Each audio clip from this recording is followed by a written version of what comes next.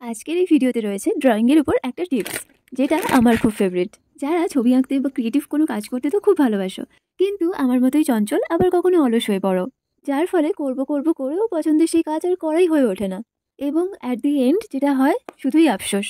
তার জন্য সব থেকে প্রথমে যেটা করা উচিত, আমাদের পছন্দের এই আর্ট ছোট ছোট জিনিস দিয়ে শুরু করা যেতে পারে।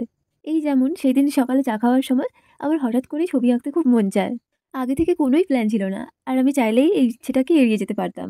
আর এটা করাই কিন্তু সব থেকে বড় ভুল হয়। ধরো কোনো আইডিয়া যখন তোমার ব্রেনে ক্লিক করবে না, ঠিক সেই মুহূর্তে সেটাকে ক্যাচ করতে হবে এবং সেটাকে এক্সিকিউট করার যথাসম্ভব চেষ্টা করতে হবে। হ্যাঁ জানি, হয়তো সবসময় এসব করা সম্ভব হয়ে উঠবে না, কিন্তু কিছু ক্ষেত্রে সম্ভব হলেও আবার তখন উপায় থাকে না। স্পেশালি যারা ওয়ার্কিং হয়ে থাকে, হয়তো অফিসে কাজ করে, এমনকি স্কুল বা কলেজে থাকলেও। এই ক্ষেত্রে একটা মাঝারি বা ছোট সাইজের নোটবুক বা ড্রয়িং খাতা ক্যারি করা যেতে পারে, সাথে কিছু কালারিং পেন বা মার্কার বা প্যাস্টেলের ছোট কালার বক্স। এছাড়া বিভিন্ন মিডিয়ামের মিনি ভার্সন ইউজফুল। আর যারা বাড়িতে রয়েছে তাদের জন্য জিনিসটা একটু হলেও সহজ, মানে খাতা পেন কালার এগুলো মোটামুটি হাতের কাছেই থাকে, শুধু অপেক্ষা কাজটা শুরু করার। এবং সব থেকে ইম্পর্টেন্ট, একেবারে চাপমুক্ত হয়ে যাও, কারণ পছন্দের কাজ করা উচিত শান্তি মনে ভালোবেসে।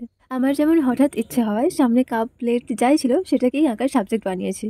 তো এইভাবেই মানে আশেপাশে যা থাকবে সেগুলোকে খুব সিম্পলভাবে খাতায় ট্রাই করতে পারো। ড্রয়িংয়ের এই পদ্ধতিটাকে স্টিল লাইফ বলা হয়ে থাকে, এবং আজকের এই কাজটায় আমি ব্যবহার করেছি ওয়াটার কালার।